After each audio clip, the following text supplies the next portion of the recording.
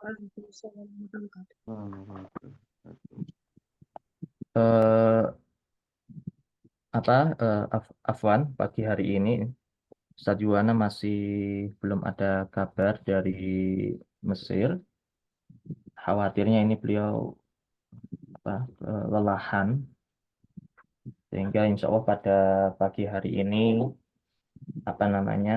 untuk kelas insya Allah akan digantikan oleh saya, ya, dengan kita memulai pembacaan kitab Al-Qawaidul Asasiyah. Baik, sebentar. Saya share.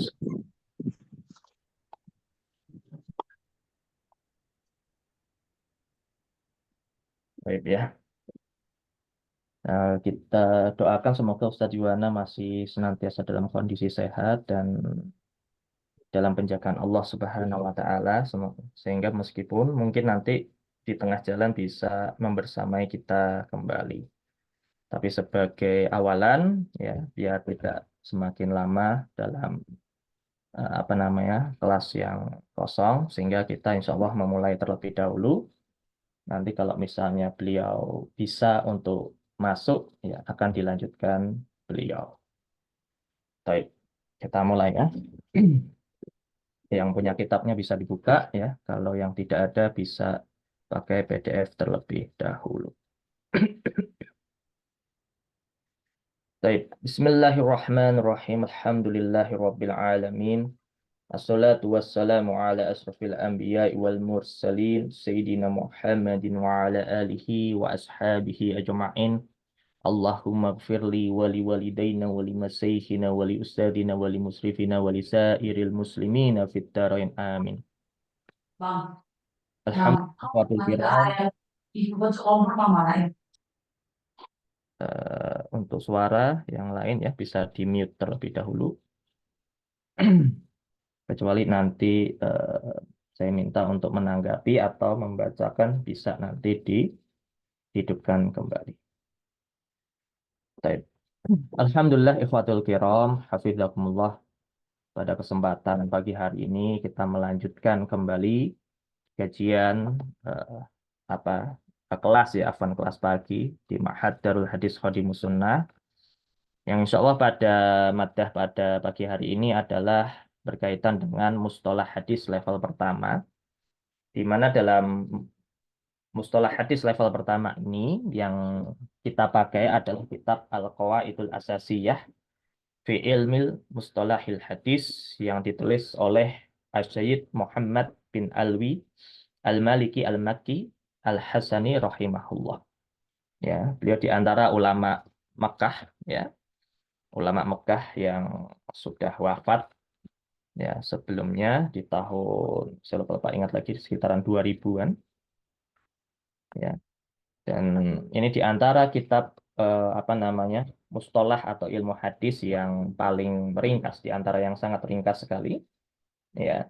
Sebelum nanti kita menapaki Turath ya, ataupun kitab-kitab yang ditulis para ulama salaf sebelumnya atau para ulama-ulama terdahulu yang akan membahas lebih rinci setiap levelnya. Jadi memang kalau kita berbicara kitab ini, tentu kita tidak akan mendapati level yang mencukupi, tetapi ini setidaknya bisa menjadi pengantar, bisa menjadi perantara kita terhadap kitab-kitab mustalah yang lebih besar, kitab mustalah yang lebih dakik ya, lebih detail.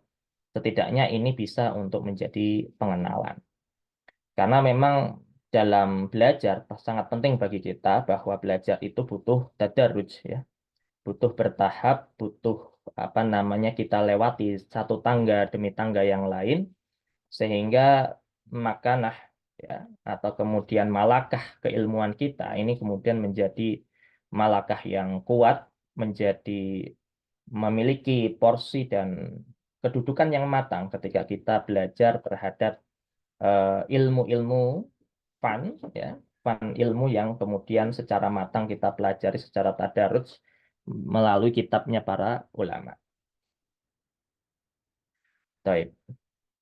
Di sini sudah ada yang pernah belajar mustalah sebelumnya?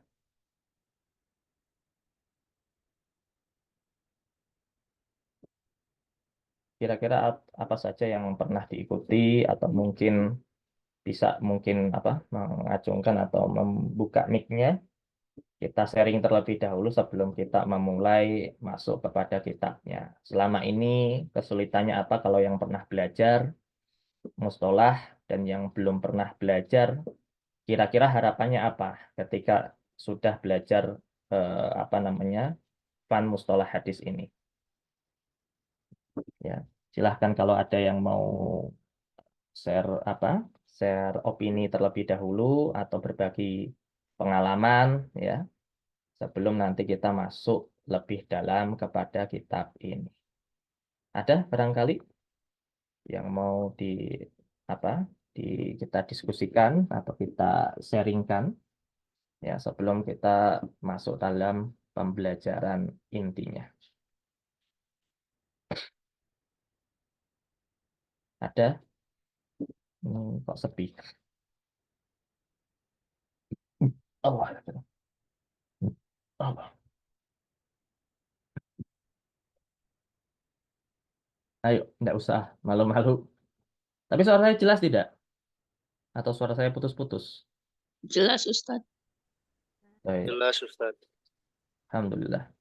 Barangkali ada yang mau berbagi dulu. Ini berarti ada wajah-wajah yang tidak asing. Ustaz Rizky mau berbagi mungkin?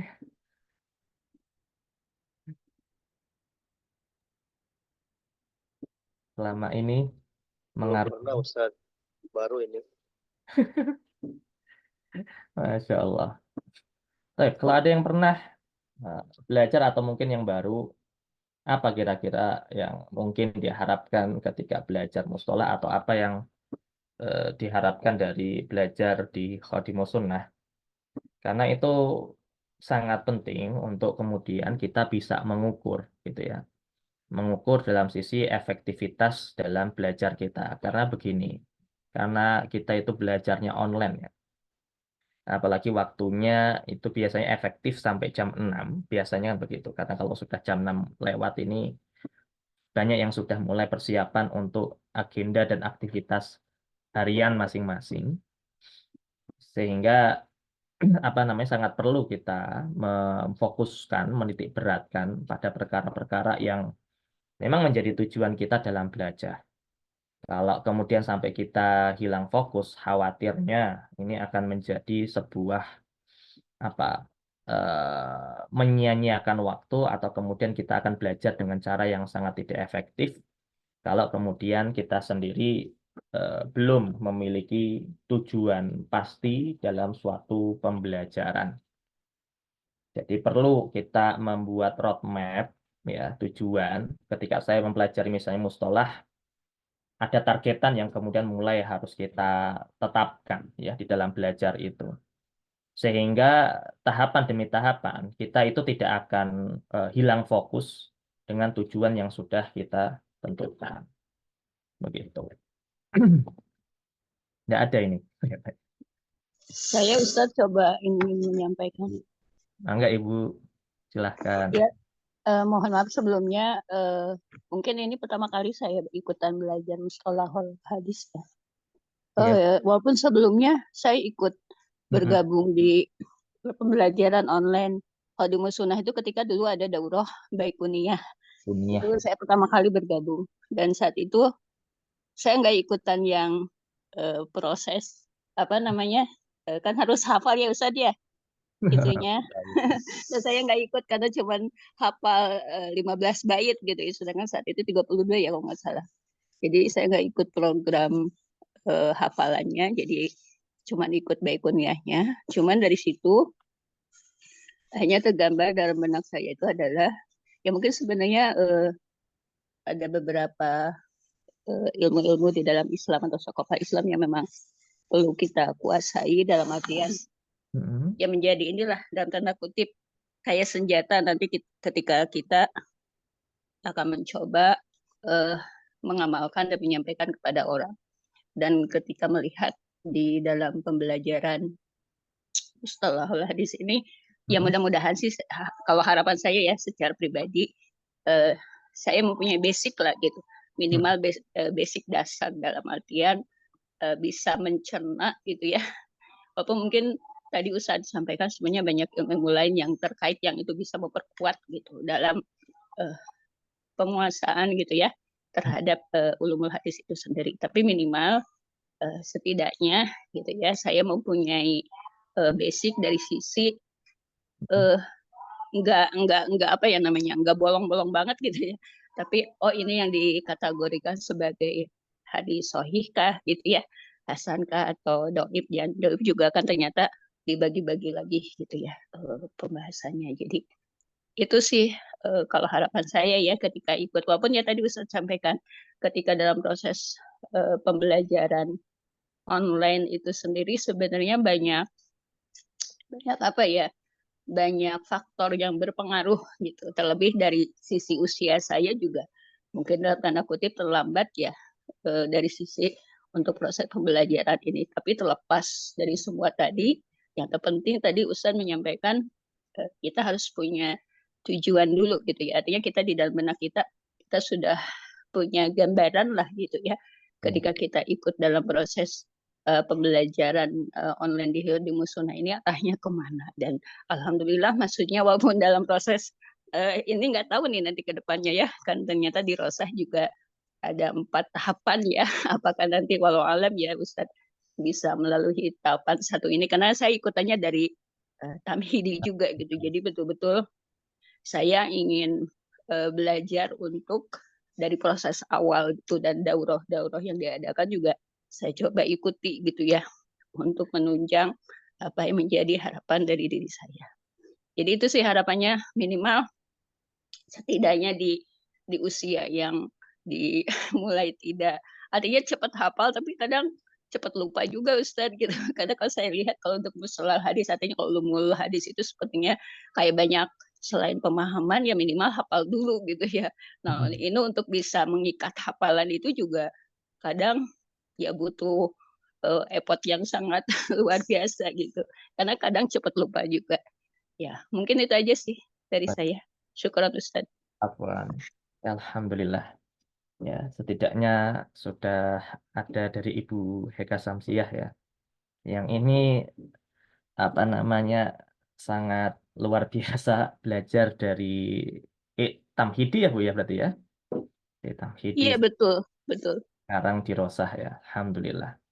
Nah, ini apa namanya keistiqomahan ini mahal ya dalam belajar itu. Karena banyak orang yang baru belajar beberapa kali terus kemudian menyerah di tengah jalan ya, ataupun karena alasan dan rintangan yang sebab-sebab lain. Ini yang harus kita jaga dalam belajar, karena yang membuat terkadang ilmu itu tidak bisa kita raih terkadang ya diri kita sendiri gitu ya. Ketika kita menyerah dengan situasi dan kondisi yang entah itu situasi dan kondisi yang berat ataupun yang ringan ya, yang membuat akhirnya itu menjadi suatu alasan kita untuk berhenti.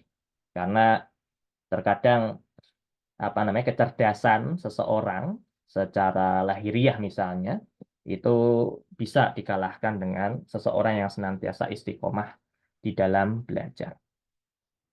Nah, alhamdulillah tadi sudah disampaikan oleh Bu Heka juga gambaran tentang apa tujuan yang diharapkan setidaknya ketika belajar mustolah, setidaknya bisa atau memiliki senjata begitu ya untuk membedah hadis lah gitu, atau ketika mendapati suatu hadis itu paham gitu bahwa suatu hadis ini statusnya atau kondisinya ini harus diapakan. Sahihnya bagaimana, kalau hasan bagaimana, kalau dhaif bagaimana. Nah, gambaran ini saya rasa cukup penting ya dalam kita sebelum mengawali belajar, karena kalau kita tidak sampai memiliki tujuan di dalam belajar, yang penting hanya sekedar belajar saja, meskipun betul bahwa itu akan mendapatkan keberkahan, tapi satu sisi yang lain ini akan membuat apa namanya ilmu itu kurang bermanfaat atau bahkan tidak bermanfaat ketika tadi kita sendiri lupa jalan kepada ilmu itu. Baik, agar tidak memperpanjang waktu, ada yang mungkin mau bantu baca kitab ini ya, biar apa namanya tidak saya solo live ya. Kalau live nanti khawatirnya jadi pengantar tidur. Kalau online semacam ini tuh khawatirnya menjadi tidak fokus. Baik, mungkin gantian ya nanti. Saya tunjuk satu-satu ya, yang nanti silahkan untuk coba dibaca satu persatu. Mungkin diawali dari Muhammad Siddiq. Bisa coba dibaca dari Muqaddimah sampai doa dari Said Muhammad itu. Tafadhol. Bismillah, Ustaz. Dari Bismillah dulu, Ustaz ya. Ya, dari basmalah dulu. Bismillahirrahmanirrahim. Alhamdulillahirabbil alamin wassalatu wassalamu ala asrofil mursalin sayyidina Muhammadin wa ala alihi wa sahbihi ajma'in.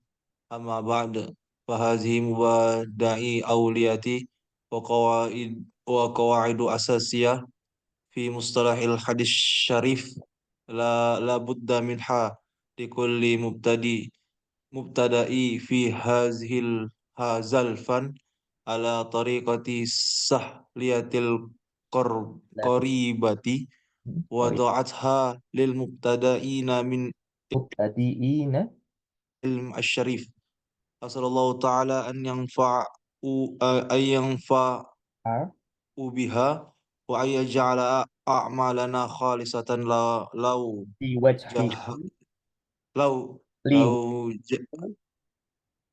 li Ustaz, wajhil liwajhil karim wan yang fataha alaina fatahul arafin wa sallallahu alaihi wasallam ala sayyidina wa maulana Muhammadin wa ala alihi washabbihi. Baik ya. Nanti diperbaiki lagi ya ininya. Sering-sering diulang-ulang lagi ya. Baik.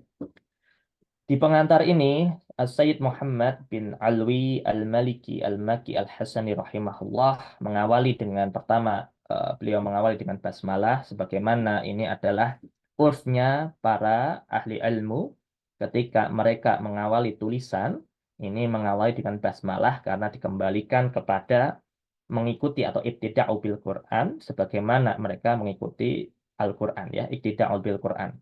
Sebagaimana Al-Quran mengawali setiap surah dengan basmalah, maka ini menjadi kebiasaan juga yang kemudian diamalkan oleh para ulama mengawali segala tulisannya dengan basmalah. Kemudian setelah dengan basmalah, Sayyid Muhammad melanjutkan dengan memuji Allah Subhanahu wa Ta'ala dengan lafaz Alhamdulillahirabbil alamin. Saya tidak akan berpanjang kalam dalam hal ini. Wassalatu wassalam, dan kemudian juga memberikan salawat dan salam kepada Rasulullah Shallallahu Alaihi Wasallam ya, dan para keluarga dan sahabatnya secara keseluruhan ya, ini sebagai awalan.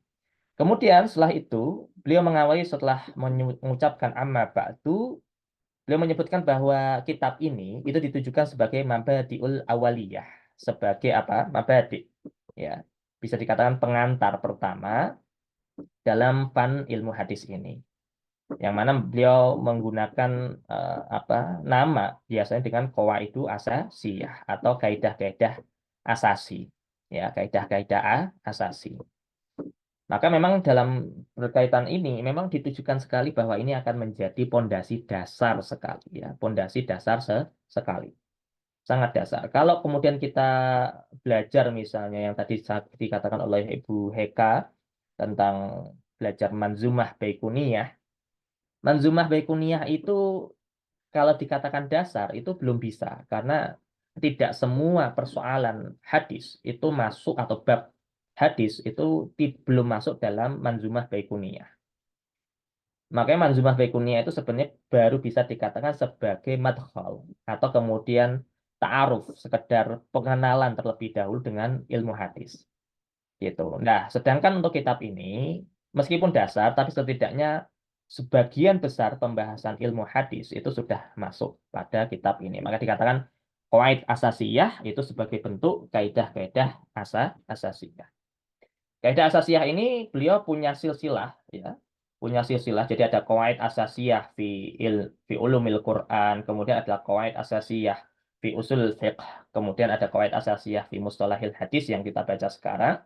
Ya, ini menunjukkan bahwa beliau punya beberapa kitab-kitab basic ya untuk kemudian dipelajari dalam beberapa fan. Dan yang kita ambil untuk saat ini adalah yang mustalah hadis ya. Gitu. Yang mana bahwa kitab ini dibutuhkan untuk siapa saja yang baru mulai belajar. Jadi dikatakan labudda min halikul limubtadi fi hadzal fan ya.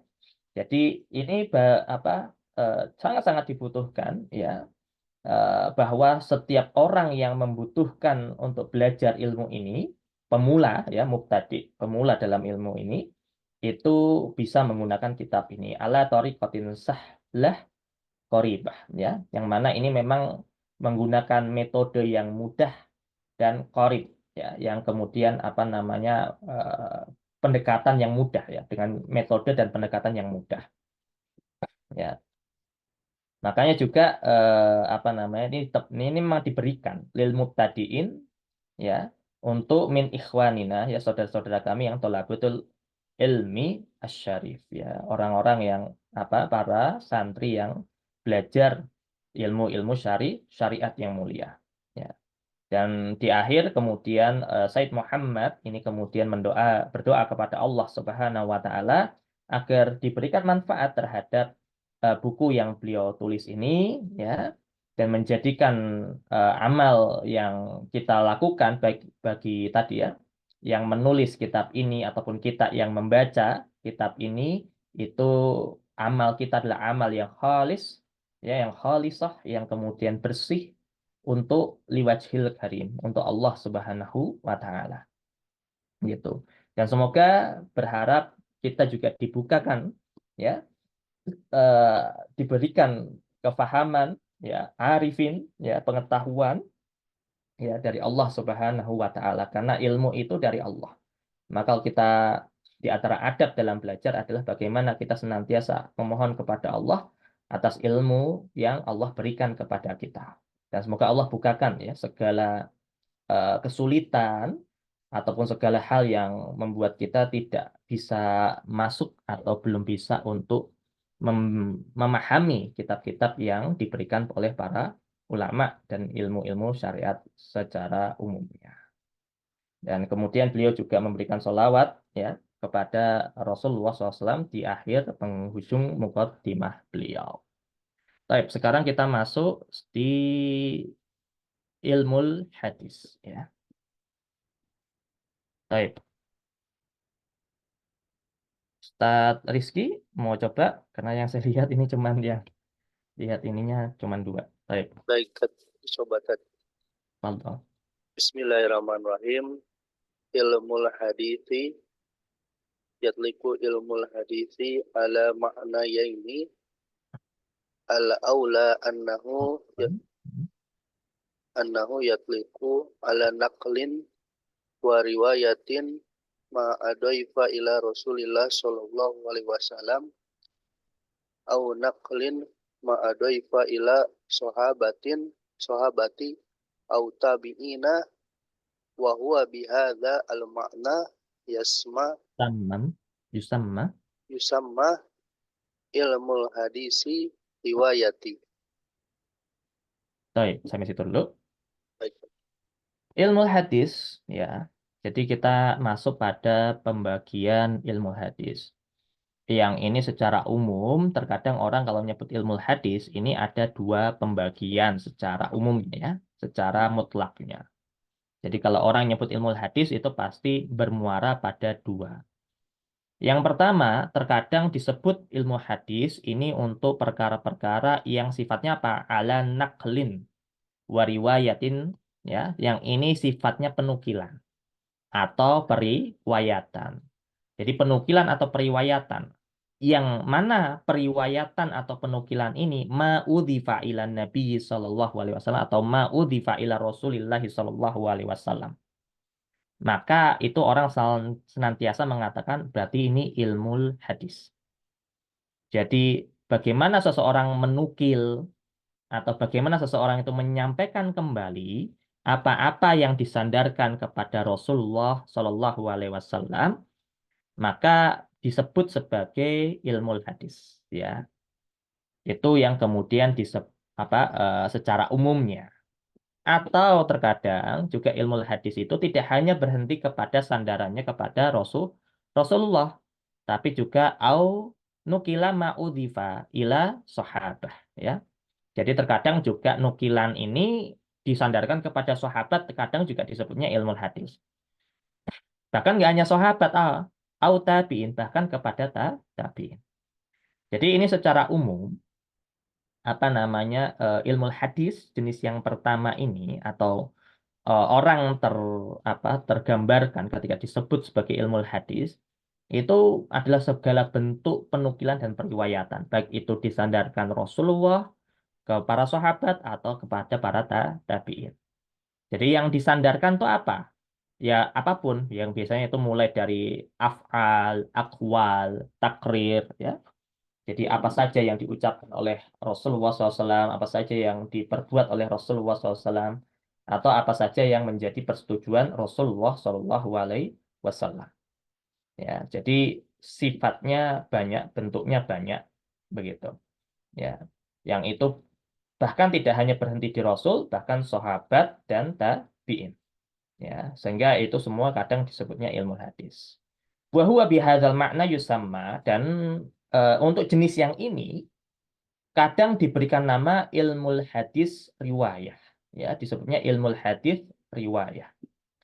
Jadi satu sisi ketika seseorang itu kemudian menyebutkan satu riwayat atau satu penukilan, ya, misalnya apa? Misalnya ketika saya meriwayatkan misalnya kitab Al-Muwatta Imam Malik misalnya, kemudian saya bacakan kepada antum sekalian, terus antum mendengar, menyimak hal tersebut, kemudian misalnya saya riwayatkan kepada antum sekalian kitab tersebut misalnya, maka ketika antum sekalian mendengar dan mendapatkan riwayat tersebut, maka ini secara nggak langsung dikatakan sebagai ilmu hadis riwayah. Ya, ilmu hadis riwayah. Fokusnya pada penukilan. Jadi menukil. Jadi akhirnya apa? Sanad saya itu nanti bersambung kepada teman-teman. Atau kemudian saya memiliki sanad misalnya Muwatta, saya nyambung kepada beberapa guru masyayikh ke atas hingga kemudian Imam Malik. Nah, periwayatan ini yang bersambung dari guru ke guru ke guru ke guru sampai atas sampai kepada penulis kitab, ini disebutnya ilmu hadis riwayah. Ya, jadi modelnya bagaimana istilahnya memberikan estafet keilmuan, ya, melanjutkan estafet keilmuan dari guru kita kepada murid kita, murid nanti kepada muridnya lagi, hingga seterusnya. Nah, itulah yang disebut sebagai ilmu hadis riwayah. Ya, begitu. Ini jenis yang pertama. Baik. Selanjutnya, siapa kira-kira yang bisa atau mungkin agak senggang untuk bisa membacakan? Yes. Fadol. Yes, ya. Ya, Muhammad. Bismillahirrahmanirrahim. Asani annahu yutlaqu ala tariqati awil manhaji allati ittaba'a fi kayfiyati ittisalil ahadis min haitsu ahwali ruwatiha dabtan wa adalatan wa min haitsu ahwali sanad ittisalan wa inqita'an wa ilmul hadis bihadzal ma'na huwal ma'ruf bi ilmil hadis dirayah. Baik, syukron. Asani, ya, yang kedua. Ini agak berbeda dengan jenis yang pertama. Kalau yang pertama tadi sifatnya penukilan, tapi untuk yang kedua ini lebih rumit, ya, lebih rumit, bahkan cenderung agak menguras logika kita, menguras cara berpikir kita, dan ini cenderung yang lebih berat, ya, lebih berat. Kalau ilmu hadis riwayah, fokusnya adalah betul nggak sih yang dia riwayatkan, rata-rata ke sana, sisinya itu.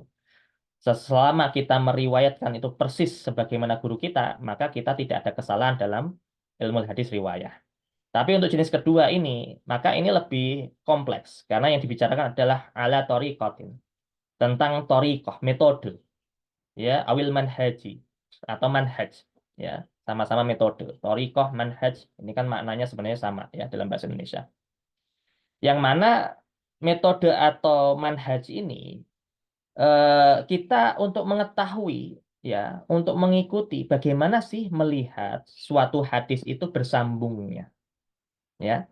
Hadis ini bersambung nggak kepada orang yang di atasnya, gitu. Jadi kalau ilmu hadis riwayat itu fokusnya adalah bagaimana dia mendengar secara baik dari guru, ya, gurunya mendengar secara baik dari gurunya lagi dan seterusnya. Nah, untuk ilmu hadis yang kedua, ini lebih kepada fokus metodenya. Bagaimana sih sesuatu itu bisa dikatakan bersambung hadisnya? Ya, kenapa fulan dengan fulan dikatakan bersambung? Kenapa fulan dengan fulan yang lain dikatakan terputus? Nah, itu ada metodenya. Mengetahui metode itu, maka kita masuk pada jenis ilmu hadis yang kedua. Dan juga apa yang diperhatikan min haitsu ahwalir ruwati. Ya, bagaimana kita mengetahui dari sisi ahwal, ya, kondisi dari rawi-rawi yang meriwayatkan hadis tersebut.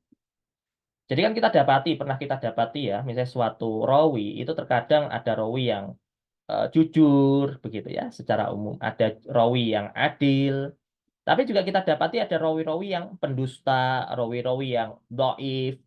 Nah, cara mengetahuinya bagaimana? Cara melihatnya bagaimana? Nah, itu ada metodenya.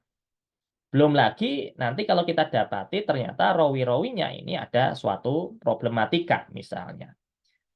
Dhaif kah atau kemudian hafalannya buruk kah gitu ya.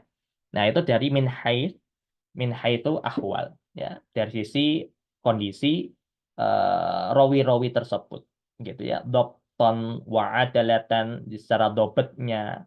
Jadi dobet itu nanti ada dijelaskan ya. Ada rinciannya lagi nanti di belakang ya. Tetapi secara umum dobet ini adalah bagaimana dia ketika menyampaikan suatu riwayat, dia memahami betul apa yang dia riwayatkan. Begitu. Termasuk adalah. Kalau adalah lebih dari sisi kejujuran atau dari sisi apa istilahnya. Kalau dobet itu dari sisi intelektualnya, ya. Kalau adalah dari sisi moralnya. Jadi kalau seorang rawi misalnya meriwayatkan hadis, dia cerdas dalam artian hafalannya bagus, dia kemudian tidak mudah lupa, ya.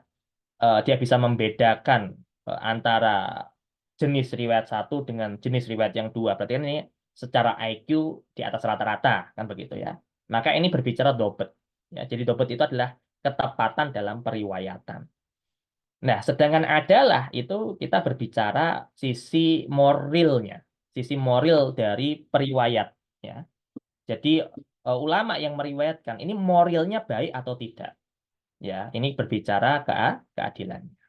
Begitu juga selain kemudian kita berbicara min haitsu ahwali ruwah, kita juga berbicara min haitsu ahwali sanad, tentang kondisi sanadnya. Kalau kita bicara kondisi sanad, maka tadi apakah suatu sanad itu bersambung atau terputus.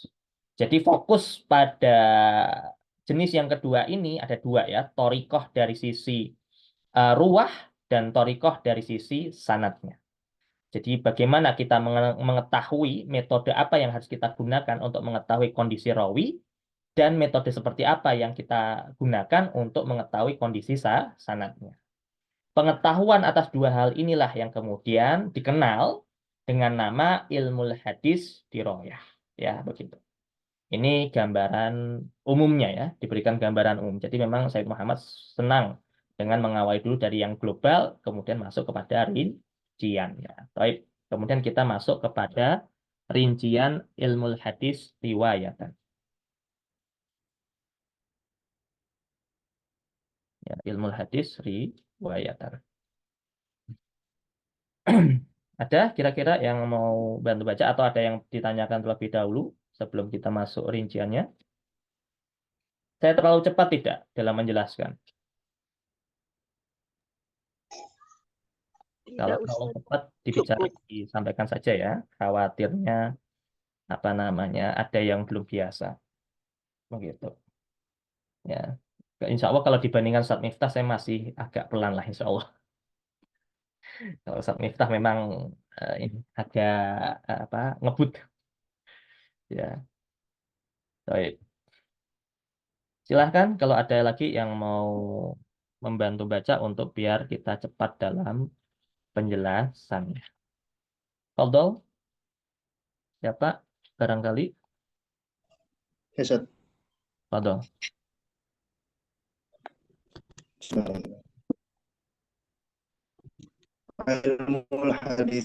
Ilmul hadis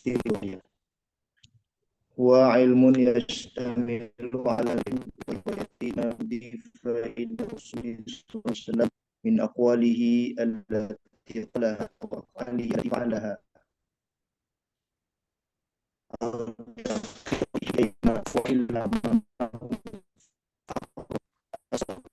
يعني قبل البعثة وبعدها أو نقل ما أضيف إلى التابعين. Suaranya agak putus-putus. Coba diulangi lagi. Agak putus-putus tadi. Atau saya ini? Saya Coba. Kalau enggak, coba videonya di off-kan dulu. Ustaz Arif. Mungkin videonya coba di off-kan dulu sambil coba dibaca. Kelihatannya agak berat sinyalnya. ya sudah Nah, ini Ustaz, Nah, ini agak lancar. sudah bersambung. Alhamdulillah, Ya. lancar. Baik. Baik. Ya. Bismillahirrahmanirrahim. Ilmul hadis riwayah wa ilmun yashtamilu ala naqlin wa riwayati ma udifa ila Rasuli sallallahu alaihi wasallam min aqwalihi allati qalaha aw af'alihi allati fa'alaha aw taqriratihi ay ma fu'ila amamahu fa aqarrahu aw awsafuhu aw awsafihi yani syama'ilihi wa siratihi qabla al-bi'tsati wa ba'daha aw naqli ma udifa ila sahabati aw tabi'in. Baik. Syukron. Ya, ilmu hadis riwayah ini tadi sudah kita singgung singkat ya, bahwa ilmu yang secara umum membahas tentang penukilan ya, riwayat yang disandarkan kepada Rasulullah SAW baik min aqwalih ya, yang mana itu berkaitan dengan perkataan Rasulullah SAW ya, atau af'alih ya, atau yang berkaitan dengan perbuatan-perbuatan Rasulullah SAW ya, atau takriratihi, atau yang berkaitan dengan takrirnya beliau. Kalau kita berhenti pada takrir, maka ini biasanya istilah ilmu hadis berdasarkan inda usuliyin ya, atau menurut para ulama ahli usul. Sedangkan untuk ulama ahli hadis ini punya fokus yang berbeda. Kenapa ulama ahli usul itu berhenti pada kalimat au takriratihi ya? Karena memang kepentingan usul fikih itu kan dari sisi atau berguna, sudut pandangnya adalah berkaitan dengan pengambilan hukum ya, penarikan kesimpulan atas suatu dalil kan begitu ya, bagaimana mereka bisa menyimpulkan suatu hukum dari dalil-dalil yang ada. Maka kan mereka akan melihat, para ulama ahli usul itu, dalil ini bisa nggak dijadikan sebagai sandaran atau dasar pada penetapan suatu hukum tertentu. Nah, maka para ulama ahli usul hanya berhenti pada takrir gitu. Sedangkan ulama ahli hadis ini kepentingannya berbeda. Ulama ahli hadis itu kepentingannya adalah penukilan. Ya, perlu diingat. Kepentingan ulama ahli hadis itu adalah penukilan. Jadi nanti akan kita dapati suatu hal itu menurut ulama ahli hadis itu masalah, tapi menurut ulama ahli usul itu tidak masalah. Kenapa? Misal apa namanya, ada hadis, oh ya ini tentang di Adabul Mufrad misalnya, hadis di Adabul Mufrad, bahwa yang diriwayatkan oleh Abdullah bin Amr bin Al-As ya. Satu sisi hadis yang nomor 2, seingat saya nomor 2 ya, tentang ridho Allah ya, itu tergantung ridho orang tua, ridho Allah tergantung ridhonya orang tua. Ulama ahli usul itu tidak terlalu memperdulikan bahwa apakah hadis itu mauquf atau hadis itu marfu. Ya. Apakah hadis itu mauquf atau hadis itu marfu. Jadi akhirnya ya diterima aja. Tapi ulama ahli hadis itu kadang memperdebatkan, ini mauquf. Mauquf berarti disandarkan kepada sahabat. Yang satu menyatakan ini hadisnya marfu. Mau mauquf atau marfu itu sama-sama kemudian adalah hadis itu bisa diamalkan karena berkaitan dengan fadhail dan semisal. Nah, ini kadang oleh ulama ahli hadis persoalan semacam itu bisa jadi soal, ya, bisa menjadi masalah. Hanya berkaitan idhofahnya ini ke siapa? Ke Rasul atau ke sahabat. Ya. Kalau ulama ahli usul ini kemudian tidak masalah mau Rasul atau sahabat. Kalau sahabat nanti bisa dilihat dengan korinah yang lain menunjukkan bahwa tidak mungkin para sahabat itu kemudian berkata tentang murkanya Allah, ridhonya Allah kalau itu tidak dari Rasulullah Shallallahu Alaihi Wasallam. Nanti ada istilahnya marfu hukman, begitu kan? Sehingga para ulama ahli usul tidak mempersoalkan itu. Tapi ulama ahli hadis itu bisa jadi soal. Hanya sekedar sandarannya berbeda. Begitu ya, sandarannya berbeda meskipun isinya sama, ulama ahli hadis bisa mempersoalkan, tapi ulama ahli usul tidak. Karena kembali bahwa fokus ulama ahli usul itu fokus kepada bagaimana suatu mereka menentukan kaidah untuk merumuskan hukum. Tapi untuk ulama ahli hadis, fokus mereka adalah ketepatan dalam meriwayatkan. Ya, ketepatan dalam meriwayatkan. Maka apa tambahannya sehingga ditambahkan di situ aima fu'ila amamahu fa'aqarrahu au awsafihi, ya, atau berkaitan dengan sifat-sifatnya, ya.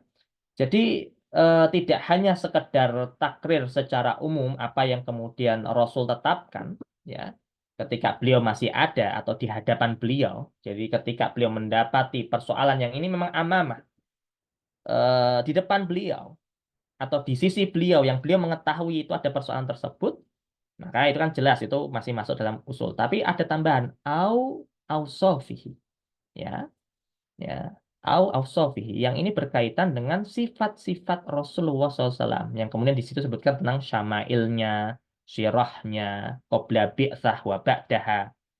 Kalau kita bicara qobla bi'tsah, jelas kan qobla bi'tsah itu kan belum wahyu, belum diturunkan. Sehingga belum ada syariat di sisi itu. Sehingga apa saja yang menjadi perjalanan hidupnya Rasulullah SAW ketika sebelum diutus menjadi nabi, menjadi rasul, maka ini kan tidak menjadi pertimbangannya ulama ahli usul, kan begitu. Tetapi itu jadi pertimbangannya ulama ahli hadis. Karena apa tadi? Penukilan. Seluruh penukilan tentang Rasulullah SAW. Baik ketika Rasul sebelum diutus menjadi nabi ataupun sesudahnya. Begitu. Ini yang kemudian menjadi concern atau menjadi fokus pembelajaran atau penelitiannya para ulama ahli hadis. Jadi kayak syama'ilnya Rasulullah SAW, misalnya syama'ilnya Rasul kan misalnya rambutnya Rasul itu tidak terlalu lurus misalnya kan. Terus kita yang rambutnya lurus misalnya, apakah itu menjadi berdosa? Kan enggak begitu. Ya kan? Wah, rambut kita ini bid'ah nih karena beda dengan Nabi. Misalnya gitu. Nabi ini tubuhnya tegap misalnya, kita tubuhnya itu agak bungkuk misalnya, atau sebaliknya. Terus kemudian kita katakan, wah ini bid'ah ini, atau kemudian ini mukhalafah dengan Rasulullah misalnya. Dari sisi sama ilmu mukhalafahnya kita dengan Rasulullah SAW, ini tidak membuat kita menjadi berdosa, kan begitu. Ya, tidak menjadi berdosa. Misalnya ubannya Rasul cuman belasan, kita ubannya udah puluhan. Atau bahkan sudah ratusan sampai nggak terhitung gitu misalnya. Kan nggak berarti kemudian karena kita mukhalafah dengan Nabi dari sisi syama'ilnya, itu kemudian jadi persoalan, kan tidak. Tapi murni bahwa ketika kenapa ada syama'il ini dibahas, ya, para ulama ahli hadis, karena memang yang mereka tuju adalah bagaimana mereka menukil, ya, menukil atau kemudian memberitakan Rasulullah SAW, baik apa yang dikatakan, perbuatan, peristiwa, gitu ya, kondisi, situasi gitu, itu disampaikan semua. Jadi memang cakupan fokus ilmu hadis ini menjadi lebih luas daripada tadi hadis di sisi ulama ahli usul. Jadi hadis di sisi ulama ahli usul dengan hadis di sisi ulama ahli hadis itu jelas cakupannya lebih luas ulama ahli hadis. Karena sifatnya adalah penukilan, pemberitaan ulang, begitu ya. Sedangkan kalau ulama ahli usul fokusnya bukan dalam pemberitaan. Dan itu nanti punya konsekuensi banyak. Termasuk apa? Ketika dikatakan apa yang disebut dengan sahabat, ya. itu juga nanti akan berbeda. Ya. Definisi sahabat menurut ulama ahli hadis dengan sahabat menurut ulama ahli usul ini ternyata juga memiliki konsekuensi yang berbeda karena perbedaan dari sisi tadi ya, fokus kajian dalam fan ilmu tersebut. Ya misalnya juga kalau kita sebut sunnah menurut ulama ahli hadis dengan sunnah menurut ulama ahli fikih ya, dan sunnah menurut ulama ahli usul, wah itu beda-beda semua kan gitu. Beda-beda semua. Nah, sehingga kita harus memahami, harus jeli ketika kita sedang mempelajari hadis, nah kacamata yang kita gunakan memang adalah kacamata ulama ahli ini, ulama ahli apa namanya? Ahli hadis ya, Afwan. Ulama ahli hadis seperti itu. Baik. Nah, kemudian disebutkan juga ditambahkan oleh Said Muhammad di sini adalah au naqlin ma udhifa ila sahabah. Au tabi'in, yaitu dinukil yang dari sahabat, apa-apa yang dinukil oleh sahabat atau tabi'in. Karena ini juga mencakup tadi, ada yang disebut tadi, ada hadis qudsi, marfu, mauquf, maktub. Hadis qudsi itu adalah hadis yang disandarkan kepada Allah, hadis marfu yang disandarkan kepada Rasulullah SAW, hadis mauquf yang disandarkan kepada sahabat, maktub yang disandarkan kepada tabi'in. Ya, yang nanti akan dirincikan di bab yang akan datang. Jadi kenapa ditambahkan itu? Karena memang ada pembahasan dalam ilmu hadis membahas tentang apa saja sih yang disandarkan kepada sahabat, yang kemudian nanti disebut sebagai ilmu apa hadis mauquf. Dan apa saja yang disandarkan kepada tabi'in, maka sebutnya hadis maktub. Nah, ini sehingga beliau masukkan tambahan tidak hanya disandarkan kepada Rasul, tapi cakupan ilmu hadis riwayah itu juga apa saja yang disandarkan sahabat dan tabi'in. Taib seperti itu. Kemudian selanjutnya siapa kira-kira yang mau baca maudhu dan faidahnya?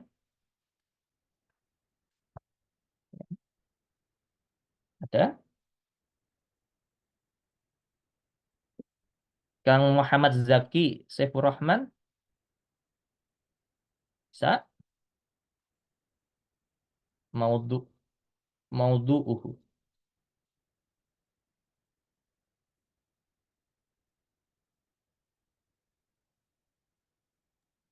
Insyaallah.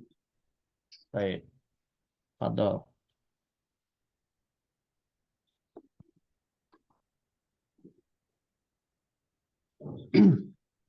موضوعها yang zat Rasulullah SAW min haitsu aqwali wal af'ali wa taqrirati. Baik, tambah faidah lagi. Wa faidatuhu. Faidatuhu al inayatu bi hifdzi sunnati nabawiyati wal ma'rifatuha wa nashriha wa ma'rifatiha wa nashriha bainal muslimin wa fi dzalika faidati bi biqaiha wa adam indirasiha. Baik, sekarang sampai situ dulu ya. Maudhu'nya kalau kita berbicara tema besarnya, ya, jadi kita tadi membahas tentang definisi secara lebih rincinya. Kemudian kita bahas tentang objek dalam ilmu hadis riwayah ini. Maka objeknya adalah dzatu Rasulillah SAW, tentang pribadinya Rasul. Ya, kalau kita berbicara tentang pribadinya Rasul, maka itu bisa dilihat dari sisi tadi, sisi akwal, af'al, dan takriratnya, ya, keputusan-keputusan beliau. Jadi fokusnya di sisi itu. Ya, jadi fokusnya adalah pribadinya Rasul.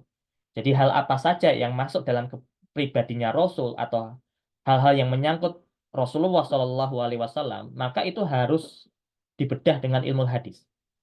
Jadi ketika seseorang sudah mengatakan Rasul itu begini, Rasul itu begitu, atau kemudian dikatakan ini juga ada kaitannya loh dengan Rasul, ya, maka itu nggak bisa lepas dari pembahasan ilmu hadis. Setiap perkara yang itu menyinggung Rasulullah SAW, yang itu berkaitan dengan Rasulullah SAW, itu akan senantiasa membutuhkan atau menjadi objek kajiannya ilmu hadis. Ya, jadi apapun yang menyinggung Rasulullah SAW itu membutuhkan ilmu hadis. gitu. Pasti ilmu hadis ikut dalam membahas itu. Gitu. Jangan sampai kita, wah ini kan syama'ilnya berarti nggak perlu ilmu hadis. Oh ini kan sirahnya berarti nggak perlu ilmu hadis misalnya. Ini kan tentang dalail nubuahnya berarti nggak perlu ilmu hadis. Enggak. Semua objek pembahasan tentang Rasulullah SAW maka itu menjadi objek kajiannya ilmu hadis. Begitu ya.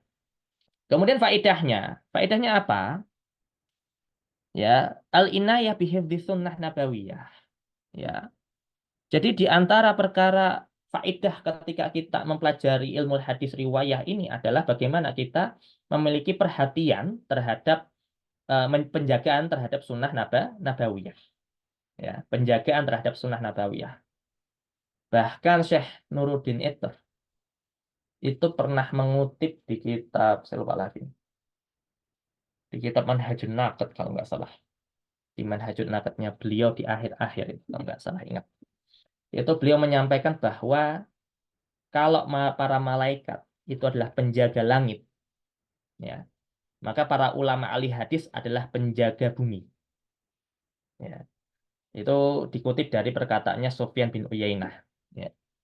Jadi kalau para malaikat itu adalah para penjaga langit oleh Allah Subhanahu wa taala, maka Allah mengutus para ulama ahli hadis sebagai penjaga bumi.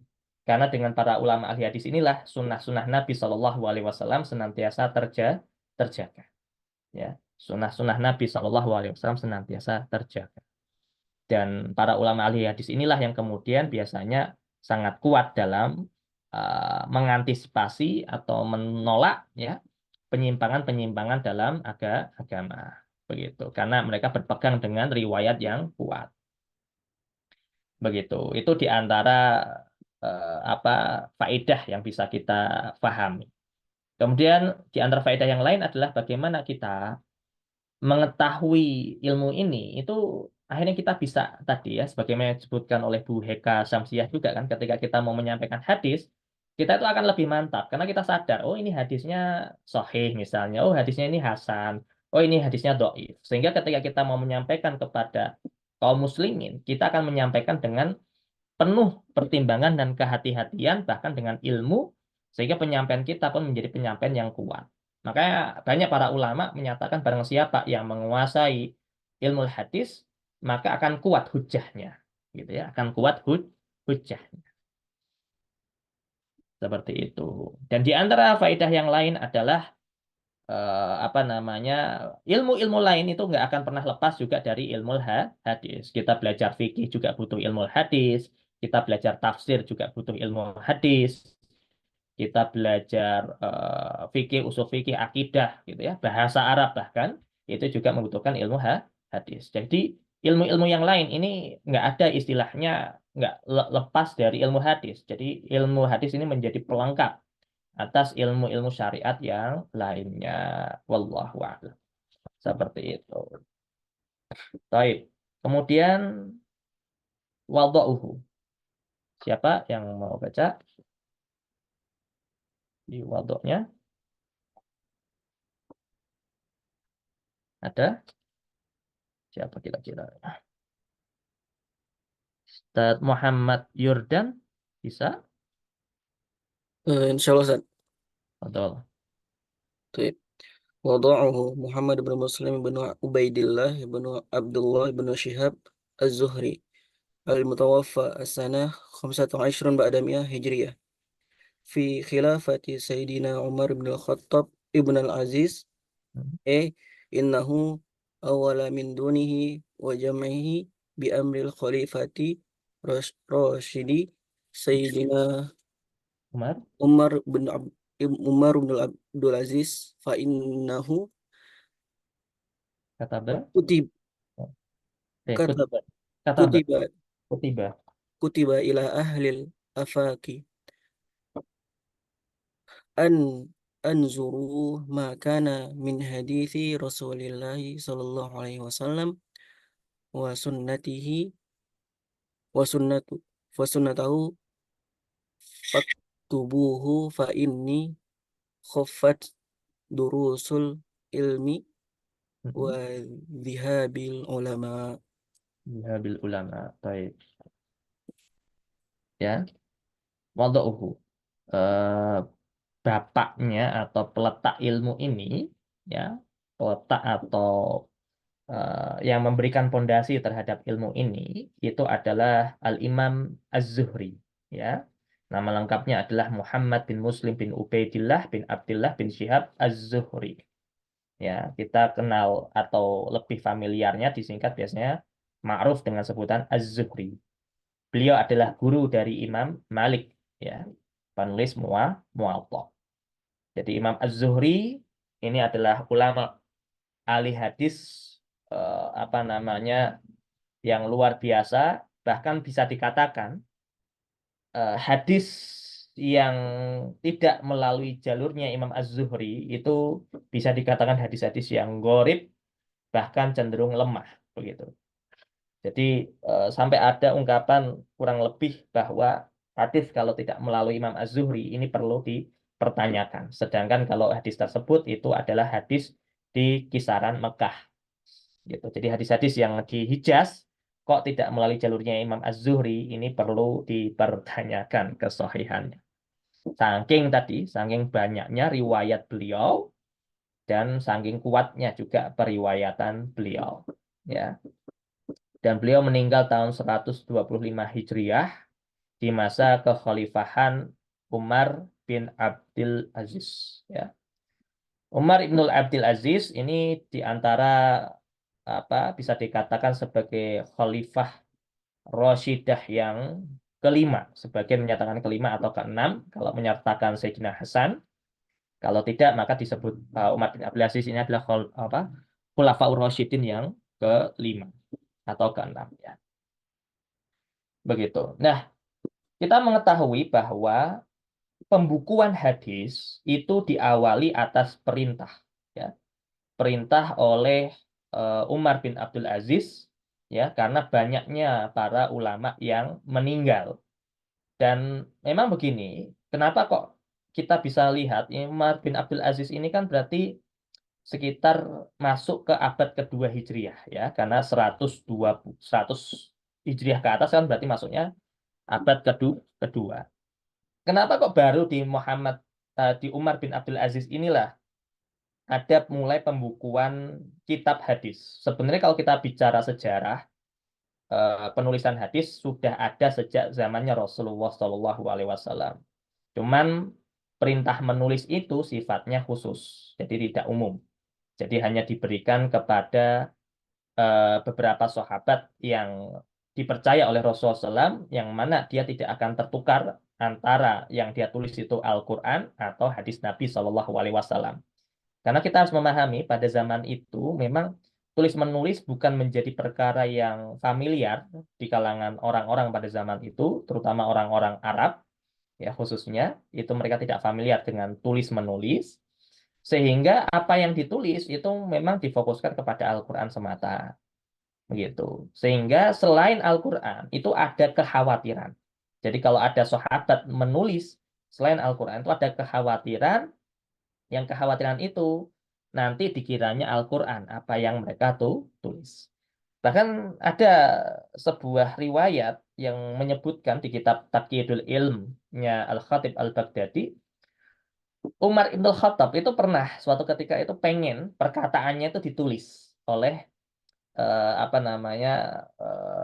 sahabat-sahabat yang lain, ya, karena khawatir nanti lupa atau berubah gitu, ya. Itu sempat dihardik oleh beberapa sahabat karena khawatir nanti perkataan Umar dianggap sebagai Al-Quran. Jadi saking penjagaan terhadap Al-Qurannya itu luar biasa sehingga ilmu yang ditulis itu hanya untuk Al-Quran, tidak boleh selain Al-Quran. Sehingga barulah nanti di masa Umar bin Abdul Aziz ini ketika banyak para hufaz itu meninggal, ya, sehingga disebutkan di situ, ya, untuk diperintahkan untuk menulis, ya, diperintahkan untuk menulis, dan yang menjalankan perintah Umar bin Abdul Aziz untuk menulis hadis ini itu adalah Az-Zuhri, ya, Ibnu Syihab Az-Zuhri. Ini yang kemudian menjadi promotor atau kemudian jadi peletak dasar ilmu hadis riwayah. Dan itu nanti berkesinambungan Imam Az-Zuhri, nanti riwayat-riwayat Imam Az-Zuhri ini termaktub atau dituliskan yang bisa kita baca hingga hari ini adalah apa yang tertulis dalam kitab Al-Muwatta Imam Malik. Ya.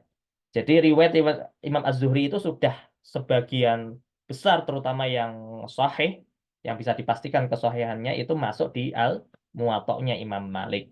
Nanti Al-Muwatta'nya Imam Malik ini akan diestafetkan nanti kepada Imam Ahmad, ya. Yang nanti mana Imam Ahmad nanti mengestafetkan itu kepada Imam Al-Bukhari, ya.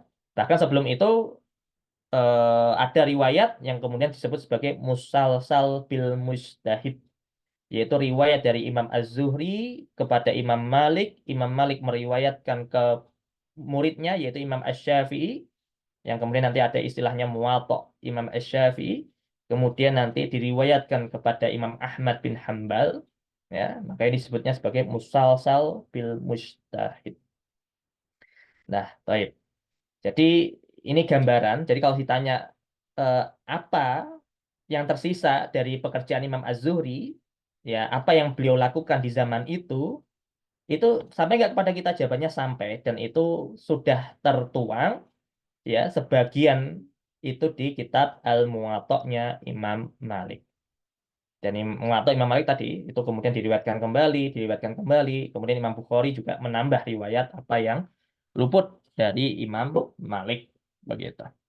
Ya, jadi banyak yang kemudian kita bisa lihat para ulama ini melakukan kerja dalam ilmu hadis riwayat ini dari generasi ke generasi saling melengkapi.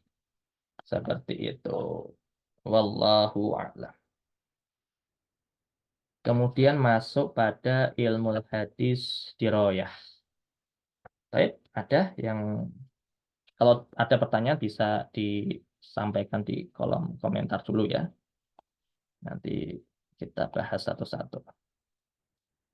Baik. Ada lagi yang mau baca? Ya. Kalau yang sudah nggak apa-apa, bisa lagi. Kalau mau bisa mengajukan diri lagi. Kalau mau yang sudah baca tadi sudah baca, kalau mau baca lagi silahkan. Kita masuk kepada ilmu hadis diroyah. Ya, mumpung waktunya. Padahal. Ya, teguh ya. Bismillahirrahmanirrahim. Ilmul hadisi dirayatun. Diroyatan. Dirayatun. Tusamma ilmu usulil hadisi atau ilmu usuli riwayatil hadisi atau ilmu mustalahil hadisi atau mustalahi ahlil athari. وهذه التسمية أي مصطلح الحديث أو الأثر هي الأشهار والأوضاح وهي أدل على المقصود وليس فيها شيء من الإبهام والإيهام. Baik. Lanjut lagi biar sekalian sampai ini sebelum. وقد جرى على ذلك الحافظ ابن حجر Ibn Hajar fasamma risalatuhu al-mashhuratu fihi nukhbatul fikar. Nukhbatul fikri fi mustalahi ahlil athar wa makna mustalihun wa ittafaqu alaihil muhaddisuna min qawaidin wa usuli. Baik, syukran Ustaz Teguh ya atas bacaannya. Baik, sekarang kita masuk pada ilmu hadis diroyah. Ilmu hadis diroyah ini punya banyak nama sebenarnya ya. Kadang disebutnya ilmu usul hadis, kadang ilmu usul riwayah, ya, ilmu usul riwayatil hadis atau ilmu mustalahil hadis atau mustalah ahlil athar. Ya. Jadi ini memang namanya banyak. Bisa kalau kita nyebut salah satu saja ini, maka yang dimaksud adalah ini. Ya, kita menyebut misalnya mustalah hadis, ya, yang dimaksud berarti kita sedang membahas diroyahnya, gitu ya. Jadi kalau apa yang kitab ini, kitab Qawaid Asasiyah ini, ya, itu adalah kitab ilmu hadis diroyah, gitu. Kalau teman-teman baca kemarin dengan Ustadz Miftah Sunan Tirmizi, ya, kalau ustadznya baca Sunan Tirmizinya saja, berarti itu ilmu hadis riwayah sebenarnya. Jadi biar nggak bingung ya, biar tergambar, apa yang kita pelajari sekarang adalah masuk pada jenis ilmu hadis diroyah. Sedangkan misalnya teman-teman mendapatkan misalnya ada ijazahan, riwayat, misalnya apa pembacaan Sahih Bukhari, terus teman-teman datang ke sana, maka datangnya ke sana itu adalah ilmu hadis riwayah, gitu. Pembacaan Sahih Bukhari, pembacaan Sunan Tirmizi, pembacaan apa. Itu berarti ilmu hadis riwayah. Tapi apa yang kita pelajari di sini misalnya Qawaid Asasiyah ini, maka yang dimaksud adalah ilmu hadis diroyah. Dan penamaan ini terkadang apa? Mustalah hadis, ya terkadang disebutnya mustalah hadis atau mustalah al-athar. Ya, dan ini yang diantara yang masyhur dan yang paling jelas, ya. Paling masyhur, paling jelas, dan bahkan yang menunjukkan alal maksud, ya, yang menjelaskan atas tujuannya, ya, sehingga di dalamnya tidak ada ibham dan iham, ya, nggak ada kesamaran, ya, sejelas seterang-terangnya. Itu memang disebut ketika disebut dengan mustalahul hadis atau mustalahul athar. Ya, kedua ini adalah penamaan yang paling wadih, ya, penamaan yang paling jelas dan paling masyhur. Kemudian bahkan Imam Ibnu Hajar Al-Asqalani, ya, beliau punya risalah, ya, kecil atas mustalah hadis ini dengan nama Nukhbatul Fikar, ya, Nukhbatul Fikar fi mustalahi ahlil athar. Ya, ini untuk menunjukkan betapa masyhurnya risalah beliau ini, yang kemudian diberi nama syarahnya itu Nuzhatun Nadhar, yang akan dipelajari di semester depan, ya. Jadi semester depan insya Allah ikhwas kalian akan membaca Nukhbatul Fikar secara sempurna dan mungkin akan dinukil sebagian syarah dari Nuzhatun Nadharnya. Ya, jadi insya Allah akan dibaca di semester depan. Nah, itu jadi menunjukkan fi mustolahi ahlil athar, ya. Nah, ini menunjukkan penamaan yang sangat jelas dan digunakan oleh Imam Ibnu Hajar sendiri. Nah, kalau kita tanya apa makna mustolah? Ya, apa itu istilah-istilah? Jadi istilah itu apa? Istilah itu adalah ma ittafaqa alaihil muhadditsuna min qawaidin wa usulin. Ya, yaitu suatu kesepakatan menurut para ulama ahli hadis dari si kaidah atau pondasinya, ya, kaidah-kaidah atau usulnya. Jadi apa yang menjadi kesepakatan para ahli di bidang tersebut itulah yang kemudian disebut sebagai mustolah atau istilah kalau kita bahasa Indonesia kan, ya, sebagai istilah. Jadi istilah itu adalah suatu kesepakatan para ahli pada bidang tersebut. Itulah istilah. Jadi kalau kita tanya istilah fikih, maka istilah itu harus muncul dari kesepakatannya para ahli fikih. Maka baru kita bisa katakan itulah istilah fikih atau istilah dalam ilmu fikih. Karena itu menjadi kesepakatan di bidang fikih tersebut. Atau kemudian kita katakan ini istilahnya ahli hadis, maka yang menjadi kesepakatannya para ulama ahli hadis. Kalau itu menjadi kesepakatannya ulama ahli fikih, maka kita nggak bisa katakan itu mustolah hadis, tapi itu mustolah fikih, jadinya begitu.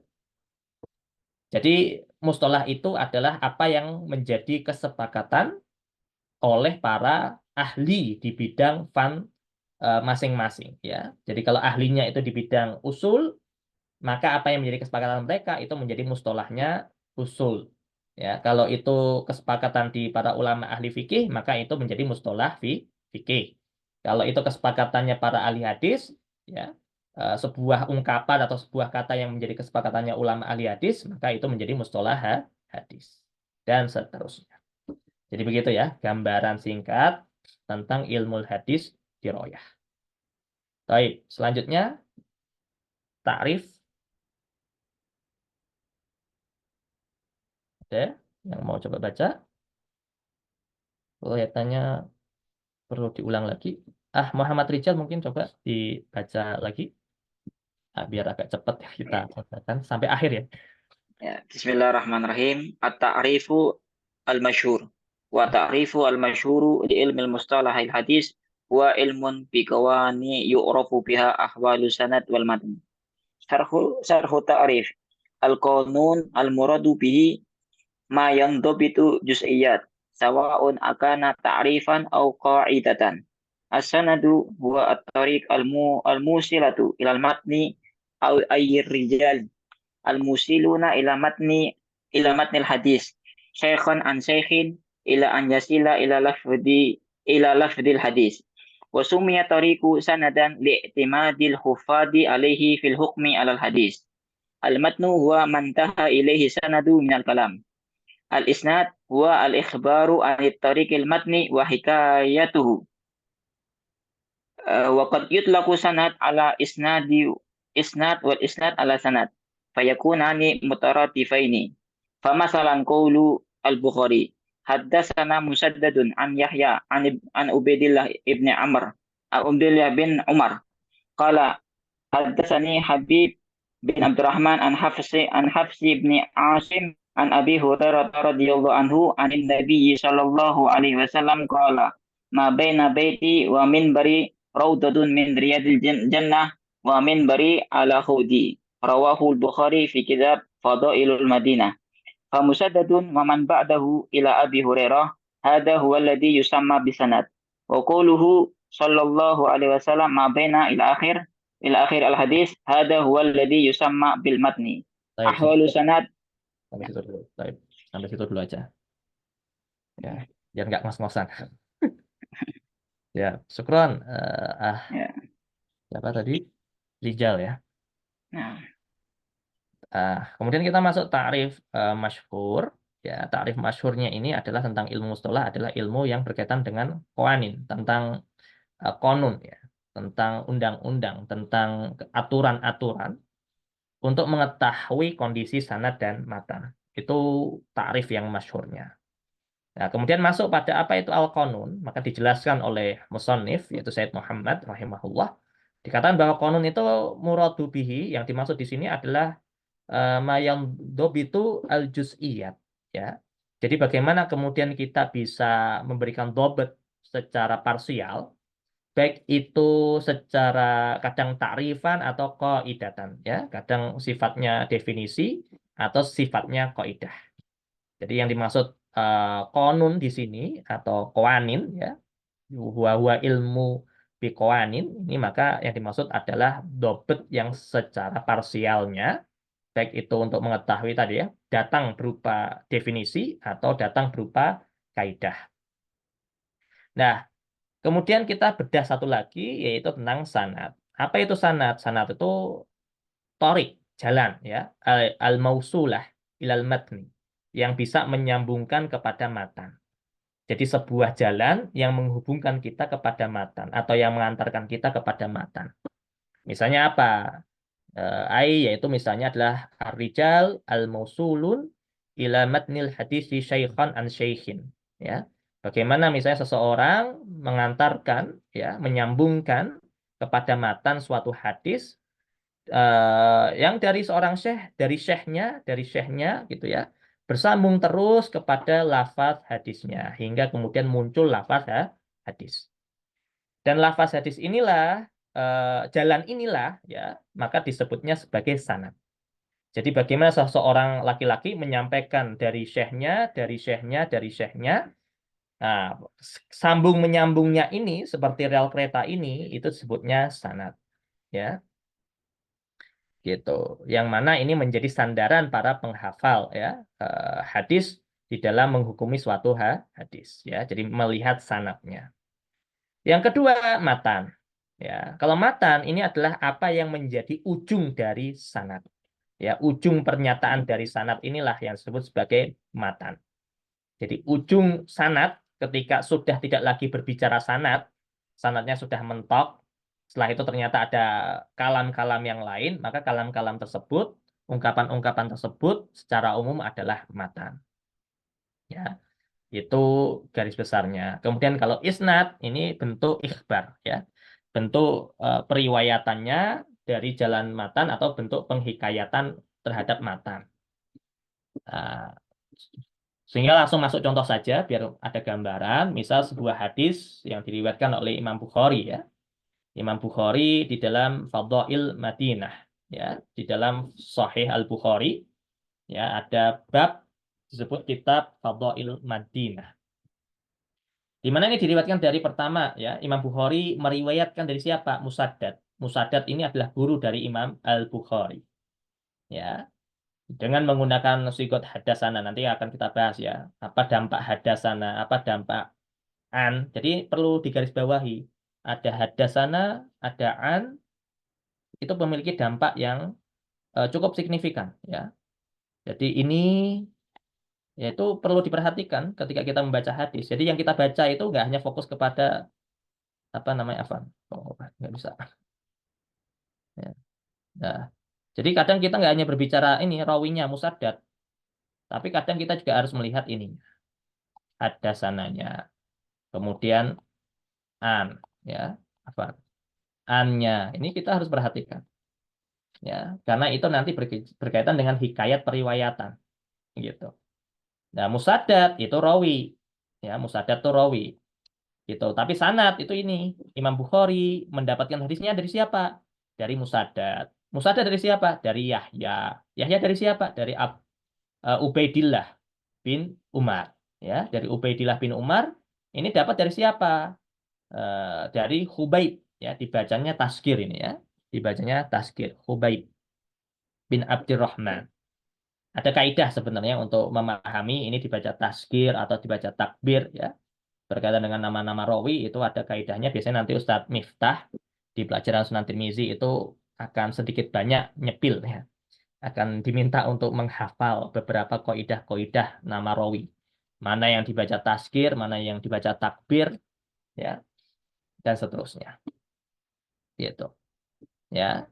Nah, jadi Ubaidillah ibnu Umar ini mendapatkan dari Khubayb bin Abdurrahman.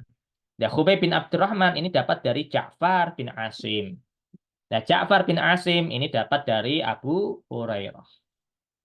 Nah, Abu Hurairah itu dapat dari siapa? Anin Nabi Shallallahu Alaihi Wasallam, dari Nabi Shallallahu Alaihi Wasallam. Maka bentuk ini semua, ya, Musaddad dapat dari Imam Bukhari dapat dari Musaddad, Musaddad dapat dari Yahya, Yahya dari Ubaidillah bin Umar dan seterusnya. Ini namanya sanad. Ya, namanya sanad. Jadi Musaddad wa man ba'dahu setelahnya hingga Abu Hurairah itu semua disebutnya sanad. Sedangkan yang ketika mulai qala anin Nabi SAW qala ma baini wa baiti ya, antara rumahku wa mimbari dan mimbar itu raudhatun, itu raudhah. Ya, itu sebuah taman min riyadil jannah, dari taman-taman surga. Ya. Jadi ini nah, ungkapan tadi antara rumahku dan mimbarku itu adalah taman. Nah, ungkapan itu adalah mata. Gitu ya. Jadi kalau di sini sudah mulai kola, mabaina ini sampai akhir ya, haudi inilah kemudian yang disebut sebagai matan. Ya, sedangkan ungkapan tadi Imam Bukhari dapat dari Musaddad, Musaddad dari Yahya dan seterusnya sampai Abu Hurairah itu namanya sanad. Ya, sanad. Gitu. Matannya setelah di akhir sanad gitu. Akhir sanadnya kan Abu Hurairah terus kemudian kepada Nabi, anin Nabi, qala. Nah, kalimat setelah sanad paling akhir itulah yang kemudian disebut dengan matan. Ini umumnya begitu, ya, umumnya begitu. Meskipun biasanya nanti ada para ulama setelah matan itu ada sanad lagi, biasanya ada. Ya kayak Imam Tirmizi kebiasaannya begitu. Kadang nyebutan lagi menjelaskan dulu tentang kondisi rawinya dan hal-hal yang berkaitan dengannya. Seperti itu. Taib ya. Semoga tergambar ya. Taib. Dibaca lagi sampai akhir. Tapi ini waktunya sudah habis ya. Sudah habis. Taib. Kalau ada yang Tapi nggak apa, coba dibaca dulu, nanti kita langsung review saja. Bismillah. Ahwalu sanad wal matni. Ay ma yatra'u ala sanadi min itisalin awin inqita'in aw uluwin aw nuzulin aw ghairihi mimma sayati bayanuhu. Wa ma yatra'u ala al-matni min raf'in aw waqfin aw syududin aw sihatin. Wa idza alimta ta'rifahu fabaqiya an ta'rifa mawdu'ahu wa fa'idatahu wa wadi'ahu. Fa amma mawdu'uhu farrawi wal marwi min haitsul qabuli wa raddi. Wa amma fa'idatuhu fa ma'rifatu ma yaqbalu wa ma yaruddu min dzalik. Wa amma wadi'uhu fa huwa al-qadi Abu Muhammad al-Hasan ibni Abdurrahman bin Khalid bin Khalad asy-syahir bi Ramahu Mursi bi fathil mim wa dhammil ha wa sukunir ra wa asaniyah wa dhammil mim asaniyah. Fa innahu awwala man sannafa fi istilahi hadzal fan. Baik, syukron. Ya. Jadi secara umum ya kondisi kita dalam melihat sanad dan matan, maka ini beberapa hal. Kalau kita melihat sanad, maka yang dilihat adalah bersambung atau terputusnya. Ya, sanad. Sanad ini nyambung atau putus. Atau kemudian kita katakan sanadnya ulu atau nazil, ya. Ali atau nazil. Tinggi atau nazil nih. Nazil itu berarti apa? Antara yang menghubungkan kita dengan penulis atau matan ini panjang berarti. Maka nazil kalau panjang. Kalau ali atau ulu itu berarti yang pendek, yang singkat. Jadi penghubung misalnya saya kepada Rasul misalnya dengan hadis ini itu beberapa orang. Misalnya kalau 20, oh berarti ini tinggi misalnya. Kalau sampai 25, oh berarti ini apa namanya rendah, sanadnya rendah. Rendah dari sisi tadi. Banyak perantara. Jadi ulu, nazil nanti dibahas. Kemudian juga kalau kita melihat dari sisi matan, maka yang kita lihat adalah tadi disandarkan akhirannya ke siapa? Ke Rasul, maka hadis marfu. Ke sahabat, hadis mauquf, ya gitu. Atau kemudian kita melihat dari sisi yang lain. Misalnya apa? Bahwa hadisnya ternyata aneh nih hadisnya, ada syadz gitu misalnya ya. Rawi-rawi mengatakan begini, kok ini ada satu rawi mengatakan berbeda, padahal hadisnya sama. Nah, ini berarti ada masalah nih, gitu ya. Hadisnya ada kejanggalan. Nah, itu berarti kita sedang melihat matan, gitu ya. Jadi itu analisis di sisi matan. Atau sahih nggak matannya, gitu kan. Kadang ada kalanya sanad itu sahih ketika apa? Ittisal bersambung. Tapi ada kalanya matan itu juga bisa menentukan kesahihan suatu hadis. Bisa. Gitu ya. Ketika apa? Matannya itu sesuai dengan Quran, sesuai dengan hadis yang lebih kuat. Maka meskipun ada masalah di sanad, misalnya inqita', itu bisa aja sanad matannya sahih. Ya banyak hal ini yang bisa kita lihat. Kemudian juga maudhu'nya ya. Maudhu'nya maka jelas tema atau objek pembahasnya adalah rawi dan marwinya ya. Para periwayatnya. Bagaimana kita melihat bagaimana seorang rawi atau bagaimana mereka meriwayatkan itu dari sisi kita terima atau kita tolak apa yang dia riwayatkan dan bagaimana kondisi rawi yang meriwayatkan tersebut. Begitu juga kita faedahnya apa? Sehingga faedahnya kita bisa menerima suatu hadis ya, kita mengetahui ilmu untuk mengetahui hadis itu bisa kita terima atau kita tolak, bisa kita jadikan hujah atau tidak. Nah, itu faedah dalam mempelajari ilmu hadis diroyah. Nah, sedangkan untuk wadoknya, ya, untuk peletak dasarnya, ini khilafiyah sebenarnya, ikhwah ya. Jadi kalau di sini memang yang masyhur biasanya memang disebutnya Imam Ar-Romahur-Muzi. Ini yang masyhur memang. Yang masyhur Imam Romahur-Muzi. Cuman Imam Ibnu Hajar itu tidak memutlakkan Imam Romahur-Muzi sebagai peletak pertama, tetapi di antara. Jadi ada ungkapan yang sebenarnya hilang kalau di Nusha itu yaitu fa innahu awwalu man sonafa, tapi biasanya min awwali man sonafa, di antara yang pertama. Jadi ada min yang hilang sebelum awal ya, sebelum awal itu ada min. Nah, kalau di Nushatun Nadhor itu ada min, itu yang tepat. Jadi tidak dimutlakkan ke Imam Romahur-Muzi. Nah, itu penjelasannya panjang. Ya, mungkin nanti kita akan jelaskan lebih rinci di pertemuan yang akan datang. Baik. Wallahu a'lam. Ya, insya Allah Minggu depan berarti dengan Ustadz Yuwana Rian Tresna. Baik, kalau ada yang ditanyakan terlebih dahulu, kita jawab ya. Saya mohon waktunya mungkin sekitar 4 menit ya, sampai jam 7. Baik. Ustadz izin bertanya, pada bab ilmu riwayat, apa yang dimaksud disandarkan kepada para sahabat dan tabi'in? Cakupannya apa saja? Ya tadi, karena sandaran hadis itu kan ternyata tidak hanya berhenti di Rasulullah SAW, tapi juga termasuk hadis-hadis yang mauquf, ya, hadis-hadis yang maktu, itu masuk pada kitab-kitab hadis riwayat. Ya, misalnya kita lihat Muwatta. Muwatta itu lebih banyak riwayat mauqufnya daripada riwayat marfu. Ya. Makanya kenapa kan 6 kitab Indo itu Muwatta nggak masuk. Kenapa 6 kitab Indo itu Bukhari, Muslim, Abu Daud, Tirmizi, An-Nasai, Ibnu Majah. 6 kan. 6 kitab Indo itu nggak ada Muwatta. Padahal Muwatta dikatakan Imam Syafi'i sebagai kitab tersahih setelah Al-Quran di zaman itu. Tapi kenapa nggak masuk di antara ungkapan atau argumentasi beberapa ulama itu karena Muwatta terlalu banyak riwayat-riwayat mauquf. Ya, riwayat-riwayat yang hanya disandarkan kepada sahabat.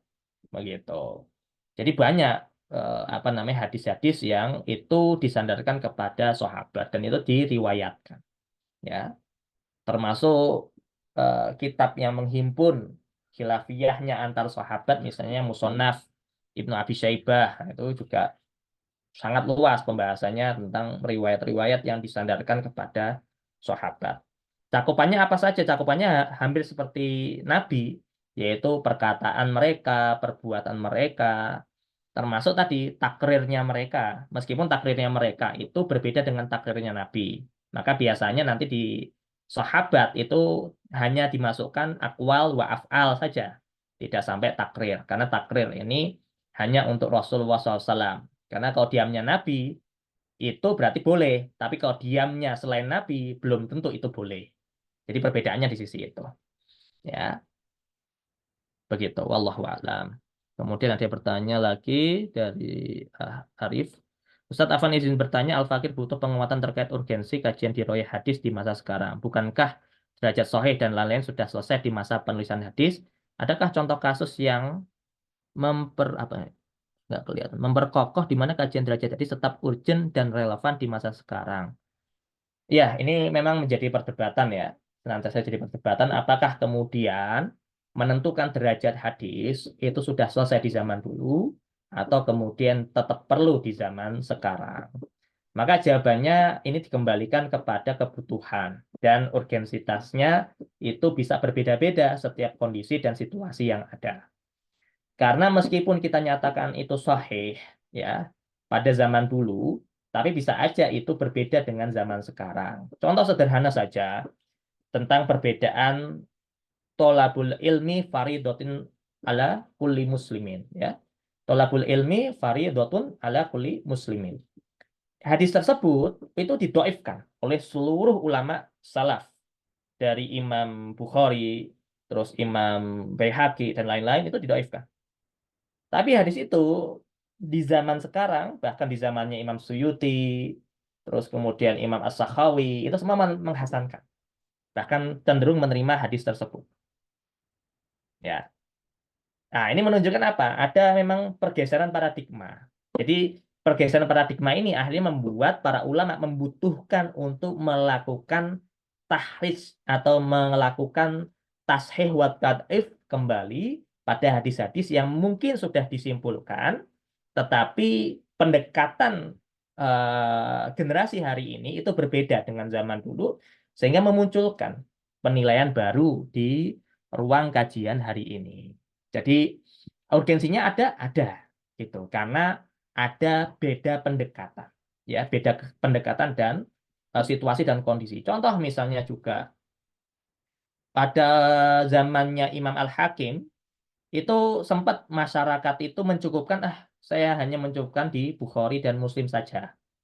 Ya, mencukupkan di Bukhari dan Muslim saja. Karena anggapan masyarakat di zaman Imam Al-Hakim itu sama dengan sebagian orang hari ini, apa yang menganggap bahwa hadis sahih ya hanya di Bukhari dan Muslim. Selain di Bukhari Muslim berarti nggak sahih. Nah, hal itu kemudian kan muncul tuh Imam Al-Hakim. muncul untuk memberikan penilaian ulang. Ada loh hadis-hadis yang sahih, tapi nggak di Bukhari. Ada loh hadis-hadis sahih, tapi nggak di Muslim. Ada loh hadis-hadis yang syaratnya sesuai Bukhari, tapi nggak di Bukhari. Ada loh hadis-hadis sahih sesuai syaratnya Muslim, tapi nggak di Muslim.